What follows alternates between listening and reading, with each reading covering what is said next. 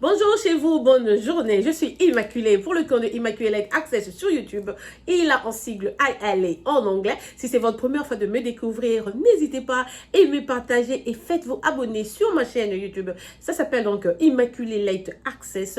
En faisant cliquer sur la sonnette qui est à droite de l'écran pour des notifications. Que mon Dieu vous bénisse partout où vous êtes en Afrique, au fin fond de Bafoussam, au fin fond de Kimbantek, au fin fond de n'importe quel coin d'Afrique, en tout cas, même si vous êtes à Kibera, à Kaïgeche, partout où vous êtes là, en tout cas, je vous dis bonjour, je vous salue. Voilà, sur ma chaîne, nous parlons de tout, sauf de rien, comme j'aime le dire. S'il y a un sujet à jour, un sujet qui est en train de flasher, on va en parler. Sinon, s'il n'y a pas, on va faire des recherches, on va voir ce que la population aimerait savoir et on va donc le développer. Pour aujourd'hui, je vais vous parler de comment s'habiller quand on se rend à l'ambassade pour une interview et quand il s'agit donc de l'octroi de visa. Vous savez, quand on fait des démarches, on a déjà été à l'ambassade, on nous remet un papier sur lequel il est écrit tout ce dont on a besoin. On va à la maison, on fait faire des jugements supplétifs, des attestations de naissance, toutes les preuves possibles. On apprête notre dossier et puis on sait que non, voilà. Donc, quand on va donc à l'ambassade dire qu'on est prêt, on nous fixe rendez-vous. Donc le jour de ce rendez-vous là serait le jour de l'interview et voilà, on doit donc se présenter. Alors comment se présenter à l'ambassade ce jour-là? Je vais parler de l'accoutrement, comment s'habiller. Beaucoup de gens commencent par faire l'erreur en se rendant en ambassade comme si ils étaient paysans ou très malheureux ou ils souffraient. Donc ils vont là presque pour quémander pour l'octroi du visa. Ils oublient que c'est leur droit, ils ont tout accompli, ils ont toutes les preuves possibles, ils ont mis ensemble tout ce dont l'ambassade a besoin. Donc ce jour-là d'interview, c'est plus pour que l'on puisse vous voir physiquement pour dire que non, voilà, c'est pas un voleur, c'est pas un bandit, c'est pas un robot, la personne existe bel et bien. Donc quand vous êtes à l'ambassade, devant vous, vous êtes donc vous présentez devant des gens qui sont des psychologues, qui peuvent lire vos intentions, qui peuvent juste vous regarder comme ça et vous qualifier, qui peuvent juste dire que voilà, votre humeur est comme ça. La personne avait un sourire, il avait l'air très triste, il tremblait, il avait peur et tout, il était un peu terrorisé parce que non, mais non, il a présenté la toux et tous ces signes-là, les gens que vous voyez à l'ambassade, ils peuvent le détecter. À partir de quand vous arrivez à l'ambassade, vous parquez votre voiture devant, vous marchez, vous allez à l'intérieur. Quand vous êtes assis dans la salle de réception, là, il y a des caméras. On regarde vos gestes, vos mouvements, comment vous bougez vos mains, comment... C'est pour ça, vous voyez, il y a des journaux, il y a des catalogues. Quand tu arrives là, tu t'installes, tu prends ton livre, même si tu ne sais pas lire, fin. Essaye de feindre de lire, essaye de faire semblant de lire. La jambe là, quand on se met, tu es là assis, prends une jambe, mets au-dessus de l'autre. C'est ce qui montre que tu es confident, tu es là donc dans ta peau. Et voilà, donc là, je vais vous parler donc de l'accoutrement, comment s'habiller. Le jour qu'on se rend à l'ambassade, vous n'êtes pas là pour quémander. Arrêtez de vous rendre à l'ambassade avec d'abord un visage triste, plein de mélancolie, comme si vous aviez déjà échoué, comme si on vous avait déjà dit non au visa. Quand vous y allez, soyez plein de confidence. Montrez-leur que même si vous ne m'octroyez pas ce visa aujourd'hui, j'ai une vie dans mon pays. Même si vous n'avez pas, même si je n'avais pas encore cette vie aujourd'hui, mais le fait que vous m'ayez refusé le visa va me booster, ça va me donner plus de confiance pour chercher même à améliorer ma vie, même dans mon autre pays. Il faut leur montrer que partout où vous serez dans le monde, vous êtes utile, vous saurez donc vous épanouir. Arrêtez de vous rendre dans des ambassades avec des babouches flip-flop vraiment très sales, avec un pagne là qui a des trous, avec les cheveux qui n'a pas eu de shampoing, qui n'a pas été fait, qui n'ont pas été faits normalement et tout. Les garçons, je sais pas, avec chemise, col sans boutons, ou bien vous les avez déboutonnés pour exposer votre poitrine, que vous avez des muscles ou que vous êtes velu et tout. Tout ça, ça vous qualifie.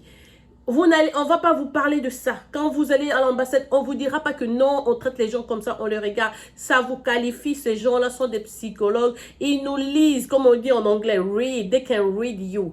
Depuis que tu arrives, tu es assis dans la salle de réception. Tes mouvements, d'autres personnes, quand ils ont rendez-vous, carrément ces jours-là, ils ont la trouille. Ils font des va-et-vient dans la salle de bain. Vous savez, quand vous avez la trouille et tout, à cause d'anxiété. vous développez ce qu'on appelle butterfly, dans des papillons dans votre estomac. Il y a des gens qui vomissent, d'autres qui font des navettes dans des salles de bain. Je vais faire pipi. Deux fois, tu arrives là, il n'y a même pas d'urine. Mais pour toi, c'était juste faire ce petit déplacement de la salle jusque-là. Quand vous faites ça sur caméra, tout ça est filmé et ils sont en train déjà de l'étudier, dire que non, il faut donc... Plus vous faites cela, plus vous manquez ce calme en vous, on met plus de temps sur votre dossier. Ils se disent que non, cette personne-là est mal à l'aise. On doit scruter ce dossier. Et souvent, ils finissent toujours par détecter quelque chose qui est fausse. Et on vous dira donc d'aller refaire cela. Ou on va pas vous donner de visa. On vous dit que c'est fini. Sinon, on vous dit non, il faut prendre notre rendez-vous. Voilà, il faut changer ceci, cela.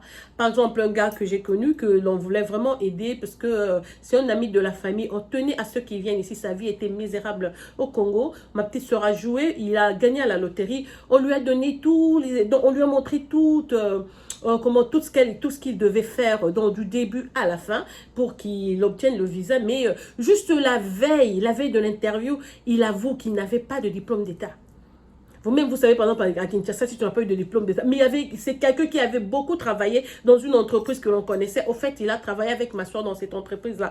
On a dit, mais si tu n'as pas de diplôme d'État, tu peux montrer même une formation. Tu pouvais prendre un papier, disons, montrant par exemple que ton entreprise, là où tu travaillais, devait donc juste envoyer un papier scellé, dire qu'il a travaillé cependant. Donc, ton expertise compte si tu n'as pas de diplôme d'État. Si tu n'as pas eu de baccalauréat, tu dois avoir un papier prouvant que tu as travaillé pendant autant de temps dans telle société. Donc, tout ça, on avait moins de 24 heures et il n'y avait rien à faire parce que, en fin de compte, vous savez ce qu'il a fait? Il a pris le diplôme d'État de ma nièce, il est allé tirer une copie chez, ça s'appelle encore comment le truc sur le boulevard du 30 juin là, presque en diagonale de la Poste, Photogui. Chez Photogui, il est allé, il a fait donc, il a tiré la photocopie du diplôme de ma nièce, et il est allé là, il était tellement mal à l'aise, en train de trembler et tout et tout et tout. On l'a appelé exactement, on lui a dit, mais toi, ça c'est ton diplôme d'État, parce que quand il a tiré, il a couvert la photo de ma nièce pour mettre sa photo et tout et tout. Les gens ne sont pas bêtes, ils devaient voir ça. D'abord, lui-même, il était mal à l'aise, parce que quand c'est mal aussi, tu peux te retrouver en prison sur le champ. Alors, on a détecté que ce n'était pas son diplôme, on est étonné, parce qu'en fait, les habits que tu portes aujourd'hui pour l'interview, ce sont donc des habits que tu as portés en 1992, quand tu as fini, quand tu as obtenu ce même diplôme d'État.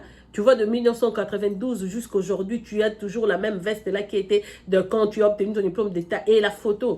Tu n'as pas changé, tu n'as pas... C'est donc c'est la même barbe, le même cheveu et tout et tout. Donc voilà, il a donc reçu un nom et bon, on l'a carrément chassé de l'ambassade. Il faut faire attention. Prenez toujours tout son temps, arrangez le dossier. Veuillez si... parce que quand vous dans la liste là, quand vous achetez un papier, vous cochez, vous cochez, vous cochez. Comme ça, vous savez que vous avez tous les papiers, pour tout le dossier prêt. Et c'est en ce moment-là que vous allez demander donc rendez-vous pour l'interview. Voilà, maintenant, le jour de l'interview, si vous êtes une femme, faites-vous coiffer, je sais pas, peut-être d'avance et tout et tout. La tête doit être propre. Portez votre déodorant, s'il n'y a pas de parfum très très fort, mais les habits repassés et tout, soyez propre. Et la propreté surtout dans votre langue, dans le langage. Vous savez, quand vous vous rendez à l'ambassade, on vous voit seulement par votre tenue. Et les manies que vous montrez pendant que vous êtes assis, vous allez à l'interview, on vous pose une ou deux questions. C'est fini, on vous dit que vous avez le visa. L'ambassade, les Américains, en fait, ils sont vraiment plus faciles quand il s'agit d'octroi du visa, si vous comparez avec les gens de Schengen. Chez les Américains, c'est pas difficile. Il suffit d'avoir tous les dossiers. Vous allez là avec vos bonnes manières, comme je dis, les manies et tout et tout. Ils vont regarder, on ne va pas vous poser beaucoup de questions. Souvent, on vous pose plus de 2 questions, 3, 4, 5 ou 6, quand ils commencent à soupçonner quelque chose, quand ils trouvent que vous êtes en train de trembler. Comme je l'ai dit, soyez là avec plein de confidences. Ne leur montrez pas que vous êtes là, vous êtes à l'ambassade pour quémander, et quand vous viendrez ici, ce serait la bonne vie et tout et tout. Et il y a un ami à moi qui était en Afrique du Sud. On a fait ces démarches donc, par l'entremise de mon frère qui est décédé. Son papa a vécu aux États-Unis pendant plusieurs années. Lui, c'est le fils aîné. Donc, il devait rejoindre sa famille. Normalement, le groupement familial ne pose pas de problème parce que ta famille est là, tu vas juste venir. Mais quand il est parti pour l'interview, on lui a demandé, ah, est-ce que tu comptes retourner en Afrique, au Congo un jour et tout. Si par exemple tu es allé là-bas, tu étudies, comme ton papa t'a déjà inscrit, quand tu vas finir, est-ce que penserais-tu à venir apporter ta connaissance aussi pour le développement de ton pays? Il a dit jamais, quel foutu pays! C'est ce pays-là qui m'a rendu malade comme ça. On n'offre même pas d'opportunité aux gens et tout et tout et tout. Non, moi la tête que je vais aux États-Unis, je ne retournerai plus jamais en Afrique. Là, quand j'aurai ma nationalité, je reste là. Quand il disait comme ça, on était en train de rayer, de tout barrer. On a carrément mis à la fin un gros... Donc quoi, on a dit non et on lui a dit non. tout simplement à cause de cette petite réponse qui sortait de sa bouche, commencer à renier donc ton propre pays, parce que quand on vient ici, même si on change de nationalité, on devient américain ou américaine, on a toujours notre pays, quoi. Ton pays, comment je veux dire, ta patrie là et tout, le Congo là, comme nous, Congo, qui va faire sortir le Congo de mon sang? Personne. Même si tu as une double nationalité, quand il y a des problèmes au Congo, on est dérangé parce qu'on a nos amis, on a des parents dans les cimetières, on a nos parents, nos frères et soeurs qui sont là. Mais c'est qui cet Africain qui dit que non, s'il partait aux États-Unis, il ne reviendrait pas? Il vit pas. Quand on a une autre nationalité, c'est par naturalisation qu'on devient, par exemple, américain. Mais sinon, ton pays, là, naturel, c'est le pays d'où tu viens. Seulement parce qu'il avait dit ça, on lui a refusé donc le visa. Et non seulement ça, on a dit qu'il ne doit jamais mettre ses pattes aux États-Unis. Donc, c'est fini. C'était donc la fin de l'histoire. Il faut faire attention. Vous devez être prudent. Essayez toujours de nettoyer vos réponses. Comme je dis, on va parler de l'accoutrement. Les hommes, c'est simple. Votre chemise doit être vraiment propre, nettoyée, repassée. S'il y a des boutons qui manquent, prenez le temps, remplacez ces boutons-là et tout. Lavez-vous, n'oubliez pas de mettre le déodorant sous les épaules, brosser la barbe et tout. Essayez de bien nettoyer. Si vous utilisez le shampoing, faites-le. Ou bien allez chez le coiffeur. Vous savez, en Afrique, c'est pas cher. Même en famille ou dans le quartier, un petit peu arranger la tête et tout. Ils doivent voir que ils sont devant quelqu'un qui a de la classe et tout. Et quand vous arrivez devant eux, ne leur montrez pas que vous êtes en train de souffrir. Que moi, je viens de Kingamvouete, moi, je viens de... Non, non, non. Soyez là comme un citoyen fier de son pays. Tu dois d'abord commencer par aimer ton pays. Ah, moi, je suis du Congo, moi, je suis du Burkina Faso, moi, je suis camerounais. Vous devez leur montrer que vous êtes déjà à l'aise dans votre pays. Et vous n'allez pas dans leur pays pour essayer de devenir meilleur et tout. Parce que de toute façon, ce que vous attend ici, ce n'est pas quelque chose qui vous fera de vous des millionnaires. C'est des petits jobs qu'il y a ici, c'est tout. Donc, si tu veux être médecin, ingénieur, scientifique ou scientiste, toutes ces grandes options-là, alors ces grandes options, restez en Afrique, ne venez pas ici, parce qu'il n'y a que des cailloux, des jobs, il n'y a pas vraiment grand-chose. Je dis qu'il n'y a pas des exceptions, ne manque pas, mais ne venez pas ici pour dire que non, c'est la grande vie que je vais trouver. Non, parce que nous qui sommes ici aujourd'hui, on cherche à retourner s'il y a possibilité. On retournerait en Afrique. Beaucoup de gens ne disent pas cette vérité. Beaucoup de gens restent ici parce qu'ils ont honte. Ils ont déjà vécu 20 ans ici. Ils n'ont même pas effectué un voyage au pays. Du coup, c'est la honte et tout. Ils se contentent de ce qu'il y a ici. Mais vraiment, si vous êtes au Congo, vous avez eu la chance d'étudier, de progresser dans votre domaine déjà, ça ne vaut pas la peine de chercher à venir ici en exil. Vous pouvez venir ici en tant que touriste avec un peu d'argent, vous faites le shopping, vous mangez des Big McDo et tout, question de gonfler le ventre un peu et vous retournez. La vie ici, c'est pas vraiment l'Eldorado comme on le croyait avant. Beaucoup de gens cachent cette vérité. Les habits, dans le temps, on croyait que c'était quelque chose d'extra. Aujourd'hui, même si je suis au Congo, je m'habillerais mieux que beaucoup de gens même qui sont à l'étranger. Vous connaissez même comment nos filles s'habillent à Kinshasa, là, à Abidjan, vous savez vous-même. Donc, on ne doit pas envier les gens qui sont à l'étranger à cause des habits. Ça, c'était donc pour les hommes. Faites cirer vos chaussures, même si ce n'est pas ciré, mais soyez là. Et quand vous êtes là, évitez de faire des va-et-vient dans des salles de bain et tout. Ici, quand on va pour les interviews, vous savez, tu fais deux fois. Ah, peut-être qu'il essaie de faire pipi beaucoup pour faire partir la drogue dans son système et tout. En Afrique, même si on ne soupçonne pas de ça, mais te lever, faire des va-et-vient pendant que tu attends ton interview, tu es à la salle d'attente, on va te soupçonner de quelque chose. Du coup, on va mettre plus de temps à consulter ton dossier parce que tu as la truie que tu es en train de leur montrer. Pour les femmes, faites aussi les cheveux. Tressez-vous à l'africaine. Si tu as un joli libaya, ton boubou ou même un ensemble veste, mets ça. Quand tu vas à l'ambassade ce jour que tu mets la meilleure pièce de ta garde-robe, ce qui est propre, quand tu es bien habillé, tu t'amènes déjà avec la chance et tout. Et puis quand ils te parlent, là, tu les regardes en face. Tu leur montres que je suis moi, pleine de confidence. Ça, c'est juste un visa de déplacement parce que je ne sais pas y aller. Je ne sais pas aller dans votre pays sans visa. Mais même si vous ne me donnez pas ce visa, j'aurai toujours une vie partout où je serai. Donc, ne leur montrez pas que vous êtes vraiment. Comme je dis, ne commandez pas de tout ça et du genre que non, baby, ça sera la fin du monde et tout. Non! Montrez-leur que si vous ne me donnez pas aujourd'hui, je reviendrai après avec un dossier peut-être amélioré, d'autres choses et prochainement. Et puis quand on vous dit que non, il y a d'autres personnes qui sortent des ambassades en train de pleurer et tout, comme si c'était vraiment une porte de la porte du paradis qui leur est fermée à vie, quoi. Non, il faut dire, non, c'est pas big deal, merci. On vous donne pas parce que ceci, cela, dites-leur, ah, mais merci, je vais prendre le temps, je vais arranger mon dossier, je vais voir ce qui manque, je vais arranger, et puis après, je viendrai encore prochainement. Poliment, vous partez. Donc, pour les habits, même quand vous y rendez, donc, n'y allez pas, disons que non, je suis mentalement, vous êtes déjà négatif. Ah, nga papier mo batele nga no bi ke basene on ka je me suis petit frère basene on ka la bouteille bi ke simba te. Toi-même, si tu mets déjà ta mentalité là négative, c'est tout le dossier que tu vas changer négativement. Quand tu y vas, comme je vous dis, habille-toi vraiment sur ton 31, mets ta meilleure pièce et tout. L'homme, tu es là comme... Mon reine m'a bokene de l'homme de la banda aux ala, équipé pour la tête. Donc comme ça, tu vas à l'ambassade, tu te présentes. La fille très jolie, ajoute seulement un sourire, parle poliment, tu n'as pas à parler vite, à hausser le ton et tout. Le dossier est à toi, tu as toutes les réponses parce que tu as eu le temps d'avoir le dossier. C'est toi qui l'as constitué à partir de chez toi. Donc c'est un peu ça. Et un peu de parfum sur toi, un peu de déodorant, pas trop piquant là et tout, mais juste un peu de sorte que tu mettes pas mal à l'aise la personne. On sait que chez nous, il fait très très chaud. Souvent quand on marche à pied, on transpire et tout. Et si tu n'as pas mis des déodorants, tu peux dégager une odeur. Mais bon, voilà, donc soyez sur votre 31 quand vous vous rendez à l'ambassade. Les filles, ajoutez le sourire. Les garçons, ajoutez plus de confidence. Soyez simple et tout. Quand vous êtes sur la salle d'attente, déjà vous êtes sur caméra, évitez de faire des va-et-vient dans les salles de bain. Prenez un livre, faites semblant de lire, regardez même les photos et tout. Évitez de faire des échanges de paroles avec des gens qui sont là. Ne parlez pas de votre dossier aux gens qui sont à côté de vous. Gardez ça confidentiellement, c'est juste pour vous. Et puis ne vous comparez pas aux autres. Ne dites pas que non, parce qu'il a déjà été là, il a déjà d'autres visas dans son passeport et tout, non.